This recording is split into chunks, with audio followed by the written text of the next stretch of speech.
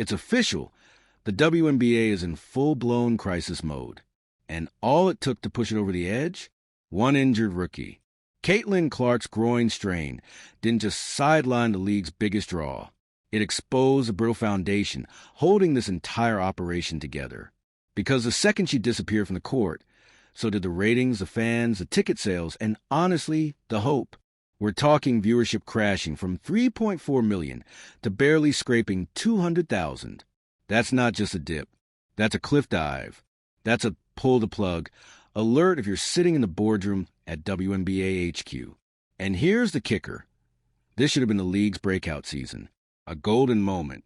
Caitlin Clark had single-handedly dragged the WNBA into the national spotlight. For a few short weeks, it was buzzy, relevant, trending. People who didn't know a single team name were suddenly tuning in for fever games like it was March Madness all over again. If you're here for the real story and not the filtered version, subscribe. And if you're sticking around for the next meltdown, you better definitely subscribe. But now, with Caitlin sidelined and the league fumbling, her handling harder than a fast break turnover, that spotlight's dimming fast. And in its place, a mess of internal chaos that's impossible to ignore. Because Caitlin's injury didn't just reveal a ratings problem. It ripped open the deeper issues the WNBA's been sitting on for years. Issues they've tried to gloss over with highlight reels and promo clips. But now, there's no gloss left. Let's start with money. Or rather, the lack of it. The WNBA has been in the middle of tense salary talks, with players demanding not just raises, but a full overhaul of the revenue-sharing model. And they're not asking for much, just parity with the NBA structure, where players get 50% of basketball-related income. But the league's response? A weak salary bump offer that players immediately rejected. Because here's the math. While Caitlin Clark, Angel Reese, and others are packing arenas and boosting brand visibility, they're still earning less than bench warmers in Europe. And for what? Playing every night, flying commercial, getting shoved to the ground without a whistle, and being the face of a growing league, without the paycheck to match. Some of these players are so underpaid, they're still Ubering to practice or rooming with teammates just to make rent. Meanwhile, league officials are banking on their star power to sell out arenas. Make that make sense. And now, players are fed up. There's talk, serious talk, about walkouts, boycotts, even potential lockout if these salary negotiations continue going nowhere. The union's pressure is rising. And behind closed doors, the vibe is hostile. You've got stars demanding respect, demanding revenue, demanding that the league finally treat them like professionals they are. And the WNBA, dragging its feet, hoping Caitlin's return will fix everything. Spoiler, it won't. Because Caitlin's injury should have been a wake-up call, not a panic button. But instead of learning from it, the league seems more focused on spinning the optics than solving the root issue. The coaches? Silent. The front office? Vague. The medical updates? Useless. And the fans? Pissed. And they're right to be. Because it's not just about her being hurt. It's about what her absence has revealed. Like, for example, how incredibly fragile the league's audience is when one player steps out. Without Caitlin, ticket resale prices plummeted. TV games stopped trending. Highlights weren't getting shared. Suddenly, all that momentum, gone. Like it never happened. That's not just a Caitlin Clark problem. That's a WNBA branding failure. They built this entire season around her, without building a supporting ecosystem to back it up. No star marketing campaigns for veterans. No hype behind team rivalries. Just Caitlin, Caitlin, Caitlin. And while it worked for a minute, the second she was gone, the house of cards fell. And don't think the other players aren't noticing that either. Because when the league wraps all of its marketing around one rookie, and then leaves its vets, many of whom have been holding this league together for years, to play second fiddle, that creates tension, real tension. There's already been thinly veiled resentment from some players about how the new class is being treated, about the imbalance in attention, coverage, and resources. But now that Caitlin's out and the league is floundering, it's confirming everything those players feared. It's proving that the WNBA didn't build a foundation, it built a pedestal. And when that pedestal cracked, so did the whole image. Now let's pivot to something players have been screaming about for years: officiating. The way Caitlin was allowed to get bullied on the court every night was not just unprofessional. It was dangerous. We saw it game after game. Late hits, body checks, elbows to the ribs. And the refs? Just standing there like they forgot their whistles at home. It's not just a Caitlin thing, either. Ask any WNBA player, and they'll tell you, officiating in this league is inconsistent, unpredictable, and often downright disrespectful. Calls that would be automatic fouls in the NBA. Here, they're just part of the game. This is a player safety issue, not just a fairness one. If the refs can't or won't protect the stars, then what happens? Players get injured, viewers tune out, careers are shortened, and the league starts losing credibility faster than it can sell a jersey. Which brings us to the coaching disaster that has also been quietly destroying the league's momentum. Because let's not sugarcoat it, some of the coaching in the W has been suspect, especially when it comes to managing rookies. Caitlin Clark was clearly overplayed. Too many minutes, too much pressure, not enough rest or adaptation to pro-level physicality. And what did it lead to?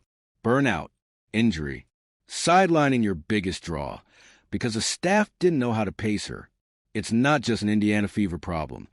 It's a league-wide coaching crisis. You got teams still running college-level playbooks, rotations that make no sense, and zero transparency on in-game decisions. Fans aren't stupid. They notice, and it's turning casuals off in real time. So now the WNBA is stuck in a perfect storm. No Caitlin Clark to boost ratings. Star players furious over pay gaps and poor treatment. A potential player walkout looming in the background. Viewership cratering. Coaching under fire.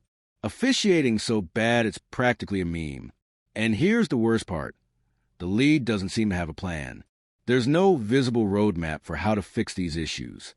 No commissioner pressers addressing the crisis.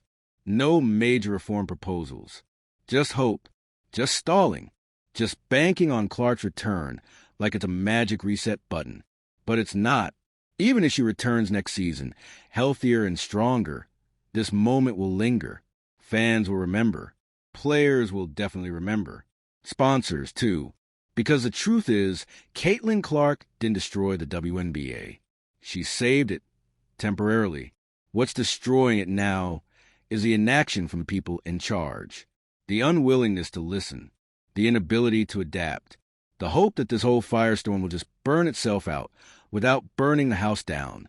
And if they're not careful, there won't be a house left to save. And now, here comes the scariest part for the league, the part no one at the top wants to say out loud. What if this is the beginning of the end? Because let's take a beat and be really honest. Strip away the flashy headlines and the buzzy rookie moments. What are we looking at?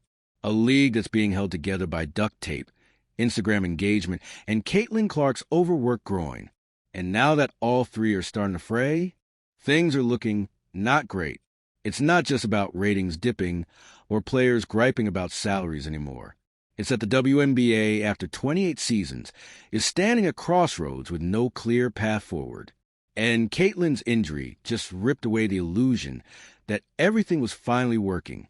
Let's talk about sponsorships, because this isn't just a basketball issue. It's a business issue. Caitlin Clark brought new eyes, new brands, new money. Corporate partners who hadn't touched the WNBA in decades suddenly wanted in. Companies that previously only cared about NBA stars were now asking, how do we get on the Caitlin train? And they did. But with her gone, that shiny momentum, it's grinding to a halt. Ad impressions are down. Social engagement has taken a hit. The buzzwords in brand meetings are suddenly ROI and sustainability instead of visibility and growth. And execs, they're pulling back quietly, carefully, waiting to see if the numbers bounce back, or they just place a bet on a league that can't survive without its rookie cash cow. This is how sponsorships work. They don't care about feelings. They care about analytics. And right now, the graphs are heading in the wrong direction. You know what else is headed for the danger zone? Merch sales. The league was riding high on the Clark effect. Jersey sales were through the roof, not just for her, but across the board. Teams that hadn't cracked 10,000 units in years were suddenly pushing 50K. Caitlyn's presence boosted everyone, even her rivals. But here's the problem. That spike was never sustained by team loyalty or deep-rooted fandom. It was Clark-centric. Once she went out, sales flattened, then dipped again. And now, fans are hesitant to invest. Is she even going to play the rest of the season? Will she still be on this team next year? The uncertainty has frozen wallets, which leads us to a deeper issue. The WNBA hasn't secured emotional buy-in from its audience. They had it for a moment when Clark and Reese were going at it, when sold-out arenas were chanting and booing like it was a playoff series. But once that momentum dipped, the league didn't have enough storytelling infrastructure to keep people hooked. There's no ESPN 30 for 30 narrative around the vets. No compelling team-based rivalries with actual stakes. It's all vibes and highlight clips. And you can't build a loyal fan base on vibes alone. Fans need investment. They need context. They need something to root for beyond the newest trending name. And without Caitlyn driving that investment, the league is struggling to give them a reason to care.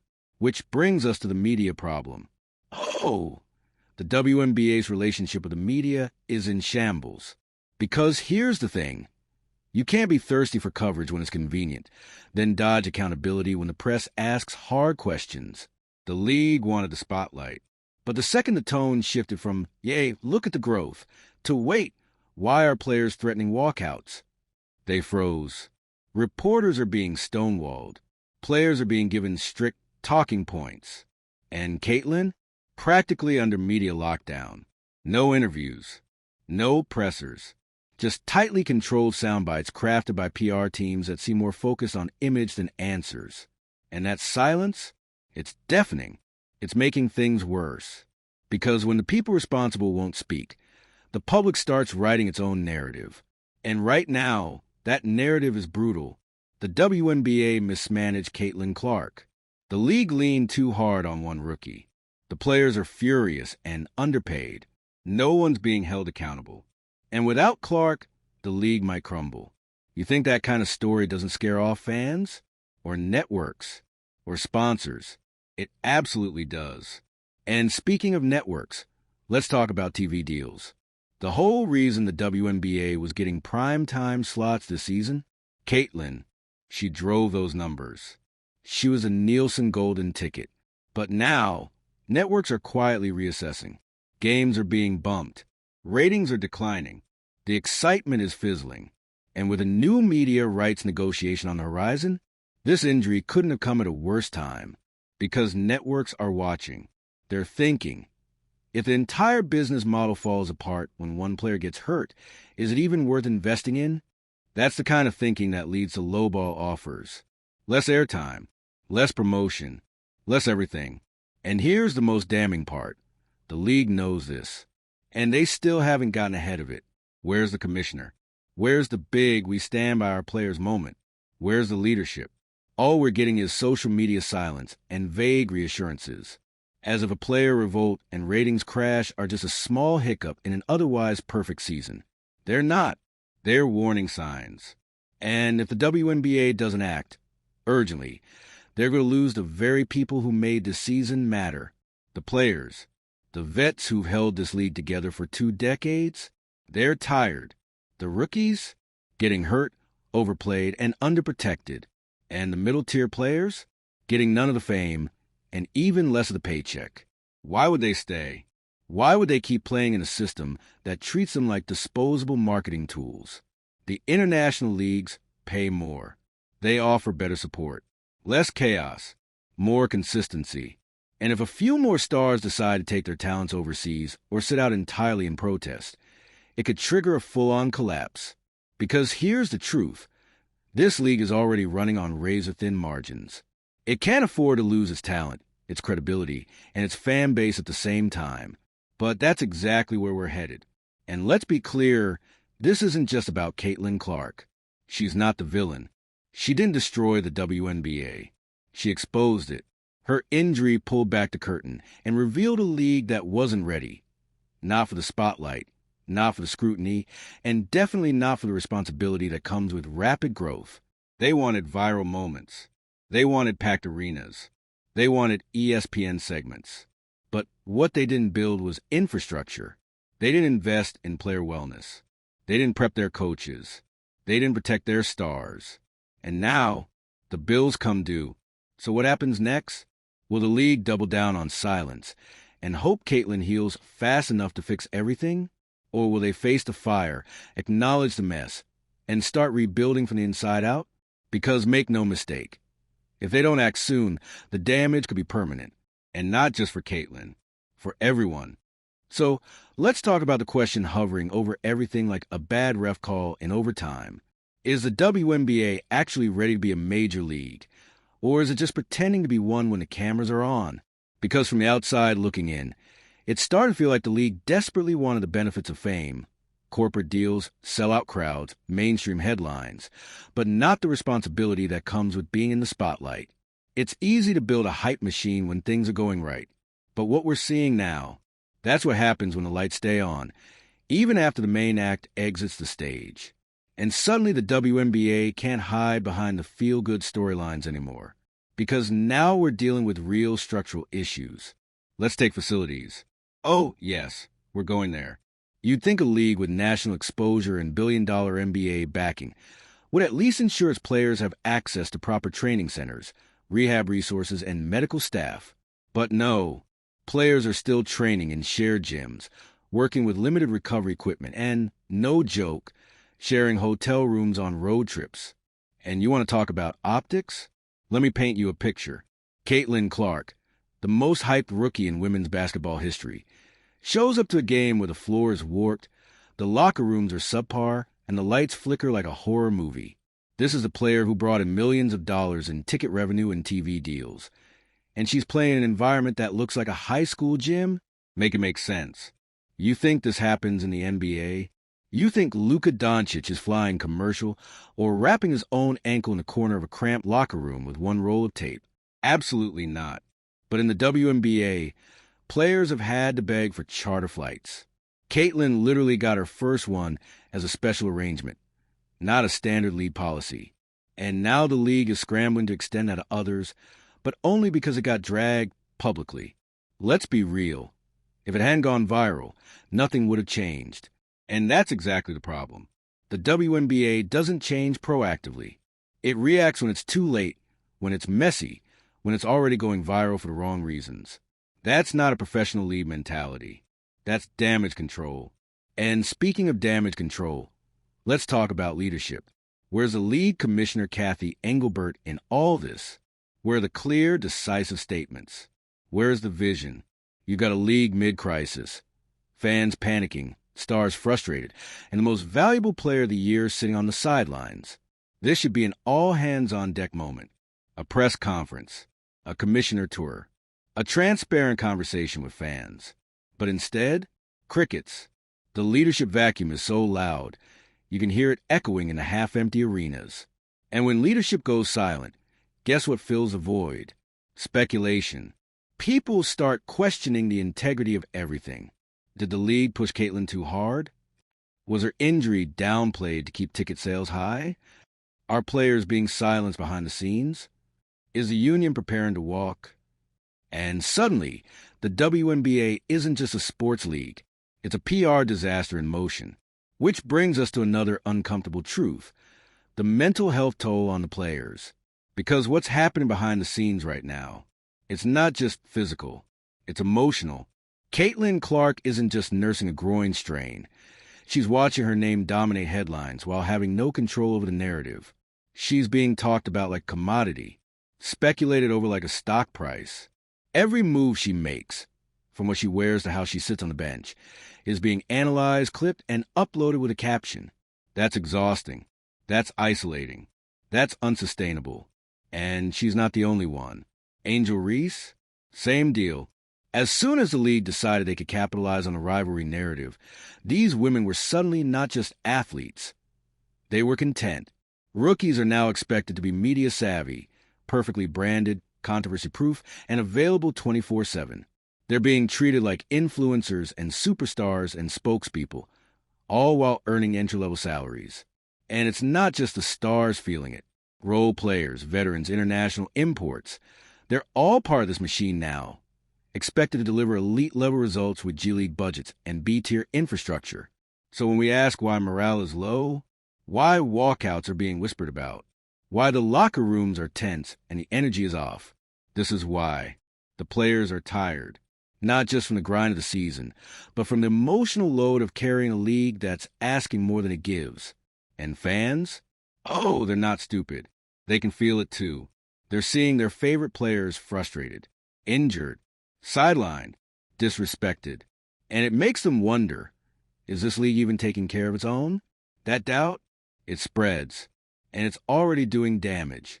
Sponsors are pulling back. Media outlets are lowering their coverage. Casual fans are losing interest. And all because no one at the top had the foresight to build a league that could stand without leaning entirely on one player's legs. So what happens now? Let's fast forward a bit.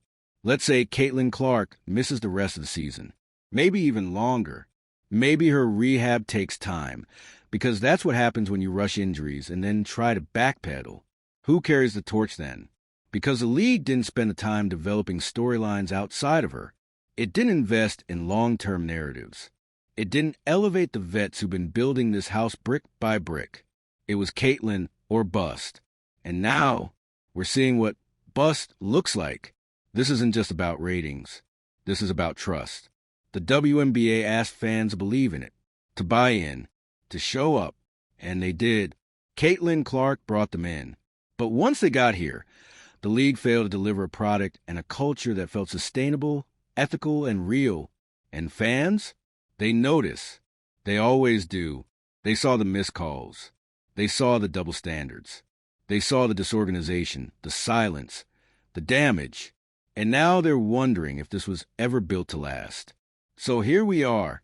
The cameras are still rolling. The arenas are still booked. The merch is still on shelves. But the magic? It's slipping. Because a league can't survive on viral moments. It survives on infrastructure, culture, leadership, purpose. And if the WNBA wants to make it through this storm, it has to rebuild. Fast. Because Caitlin Clark may have been the spark. But if this fire burns out now, there might not be anything left to save.